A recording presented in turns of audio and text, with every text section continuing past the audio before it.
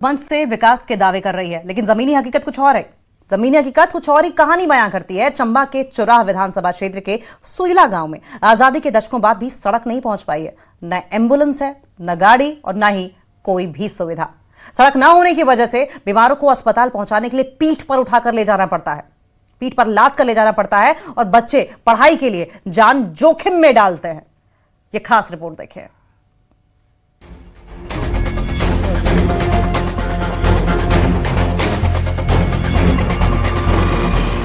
चंबा जिले के चुराह क्षेत्र की जुनास पंचायत का सुईला गांव, जहां विकास के दावे दम तोड़ते नजर आए। आजादी के बाद भी ये गांव सड़क से नहीं जुड़ पाया। यहाँ रहने वाले सैकड़ों लोग आज भी पगडंडियों के सहारे जिंदगी जीने को मजबूर हैं। न यहाँ वाहन पहुँचते हैं और न ही एम्बुलेंस। सड़क के अभाव ने सुईला गांव को आज भी विकास से कोसों दूर खड़ा कर दिया है। एक तरफ सरकार जो है अपने 3 साल का जश्न मना रही है, वहीं दूसरी तरफ चंबा जिला की जुनास जो पंचायत है उसका सुईला गांव अपनी सड़क के लिए दर दर की ठोकरें खा रहे हैं। मंत्रियों से आगे गुहार लगा रहे हैं, अपने पंचायत प्रतिनिधियों के आगे गुहार लगा रहे हैं। आपको बता दें कि आजादी के इतने साल के बावजूद इस सुईला गांव के लोगों को अभी तक सड़क मार्ग से नहीं जोड़ा गया है, जिसकी वजह से उनकी दिक्कतें आने वाले समय में और भी बढ़ रही हैं। बर्फ के सीजन में इन लोगों को, इन गांव के वासियों को खाने की दिक्कत होती है, क्योंकि खाने का सामान यहाँ नहीं पहुंच पाता है।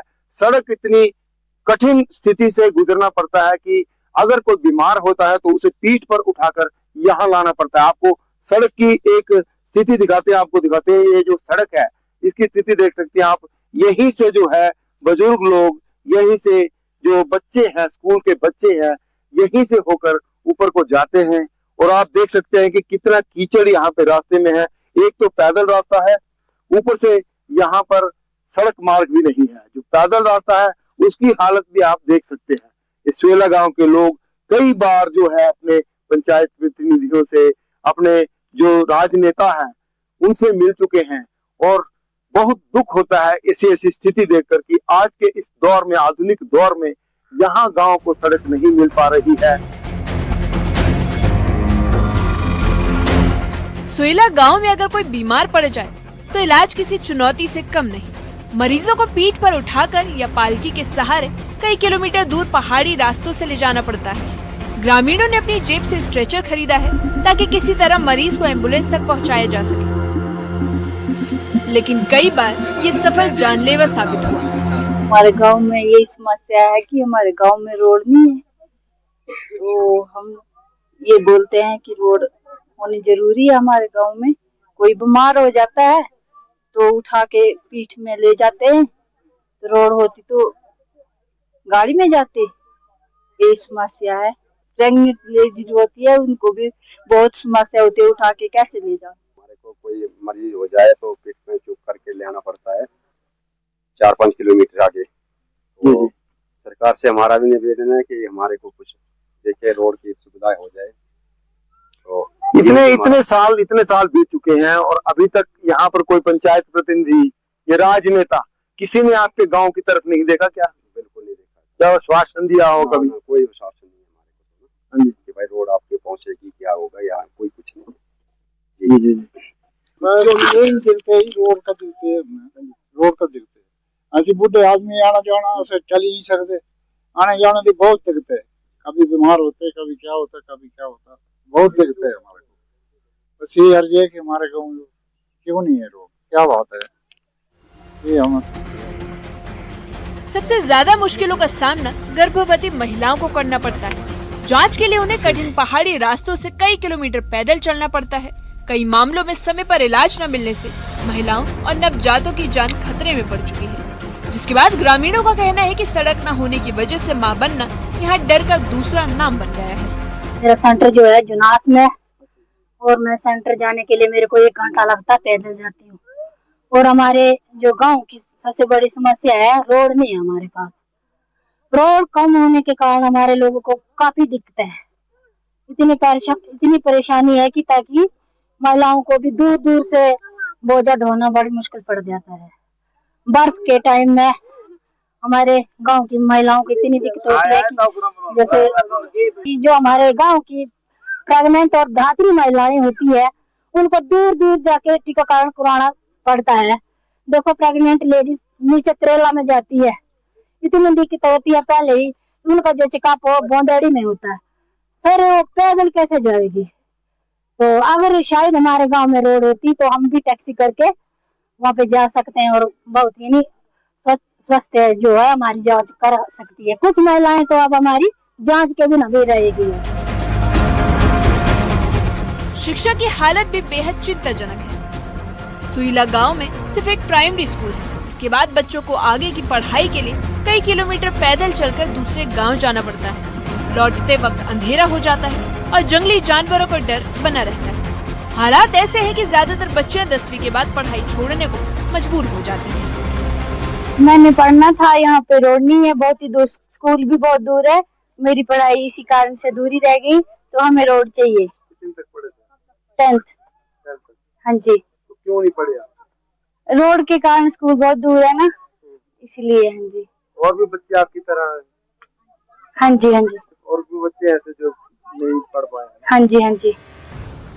सुईला गांव भारी बर्फबारी वाले क्षेत्र में है। सर्दियों में बर्फ गिरते ही ये गांव कई महीनों तक पूरी तरह से बाहरी दुनिया से कट जाता है। न कोई वाहन पहुंच पाता है और न ही स्वास्थ्य सुविधा।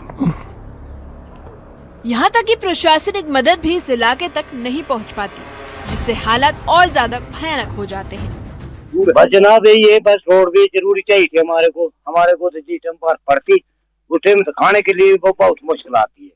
यहाँ में कोई आप जैसे बंदा आई सर तो आपने देख लेना कि भाई बंदे क्यों बचते हैं। पानी के लिए बड़ी मुश्किल है, हमारे को पानी भी नहीं मिलता उस टाइम तक। घर में बैठना बर्फ घोलना तो उस बर्फ का पानी पहने हम डंगर के लिए भी उस पानी को देते हैं। हमारे को प्रेमदास कोई नहीं है हमारे को ऐसा कि भाई क्या इनको क्या इनको पता नहीं, अनपढ़ आदमी हम, हमारे को पता नहीं।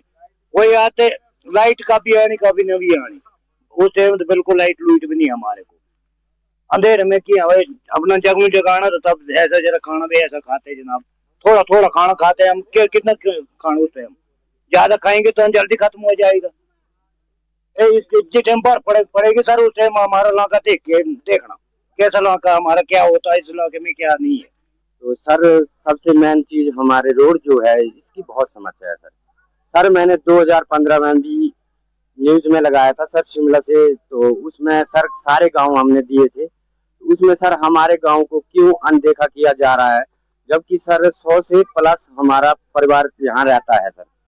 तो सबको समस्या है सर रोड के बगैर, मतलब खाने पीने की और चीजों की सर समस्या होती है सर। तो हमारे को सर अनदेखा किया जा रहा है। तो सर अब हमारे पास सर कोई चारा नहीं है, हमने सब हर जगह गुहार लगा ली सर रोड के लिए। तो सर हमारा माननीय मुख्यमंत्री जी से निवेदन है कि प्रधानमंत्री से निवेदन है कि प्रधानमंत्री जी की हमारे गांव को देखें कि हमारा 100 प्लस परिवार है सर। हमारे बच्चों का जो भविष्य बहुत पीछे धकेला दिया जा रहा है इस हिसाब से। तो सर सरकार को हमें जरूर देखना चाहिए सर। इन हालातों से परेशान होकर अब ग्रामीणों ने आर पार का मन बना लिया है। गांव और आसपास के क्षेत्रों में हस्ताक्षर अभियान शुरू किया गया है। ग्रामीणों ने साफ चेतावनी दे दी है कि अगर जल्द सड़क सुविधा नहीं मिली तो वे पंचायत, विधानसभा और लोकसभा सहित सभी चुनावों का बहिष्कार करेंगे। रोड जरूरी है, वोट कोई नहीं गाएगा हमारे गांव का तो बिल्कुल नहीं जाएगा, हमारी बिल्कुल नहीं जाएगी। वोट की समस्या असि किया कि असि वोट नहीं देने, हमारी नहीं रास्ता नहीं, जब तक रास्ता पुलिंग बाज होनी थे गाड़ी को आएंगे हम वोट देंगे। अच्छा रोड ठीक है, रोड बड़ी दूर है, जाते अच्छा नहीं रोड में ये चाहते ऐसे वोट में दे 1000 वोट असि ना करें। ये रोड चाहिए हमें जरूरी है। हाँ जी, हमारे छोटे छोटे बच्चे हैं, वोट नहीं देने। जब तक हमारे गाँव रोड नहीं पहुँचेगी तब तक हम वोट नहीं देंगे। स्कूल बच्चे ऐसे के भी दूर होते है, पढ़ाने दूर को जाने पड़ते 8 बजे पहुँचते घरे। हाँ तो वोट असू कुछ न देने जाते ही नहीं, बड़ी मुश्किल आसा तो बड़ी रोड बगैर असां बात वोट बस कुछ रात देने ना। हाँ बस को दे फुल खाली पेट ही दे तो कोई वोट न देना कुछ नहीं। हाँ जाते रोड नहीं ताते वोट बन देना। सुईला गांव की एक कहानी सिर्फ एक गांव की नहीं, बल्कि उन तमाम इलाकों की सच्चाई है जहां विकास आज भी कागजों में सिकटा है। अब सवाल यह है कि क्या सरकार इन आवाजों को सुनेगी या फिर एक और पीढ़ी सड़क के इंतजार में दम तोड़ देगी। न्यूज़ 18 के लिए चंबा से हिम ठाकुर की रिपोर्ट। और इसी के साथ इस बुलेटिन में फिलहाल इतना ही। नमस्कार।